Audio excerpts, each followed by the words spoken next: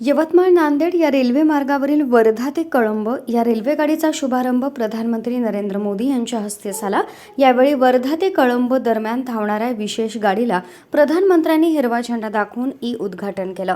शुभारंभी प्रसंगी कळंब रेल्वे स्थानकावर खासदार रामदास तडस, रेल्वे अधिकारी आणि स्थानिक प्रतिनिधी उपस्थित होते।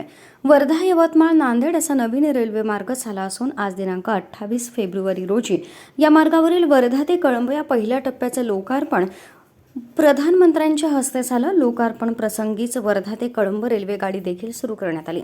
शुभारंभानंतर दिनांक 29 फेब्रुवारीपासून वर्धा ते कळंब गाडी क्रमांक 5119 आणि कळंब ते वर्धा गाडी क्रमांक 51120 या नियमित सेवा सुरू होणार आहेत।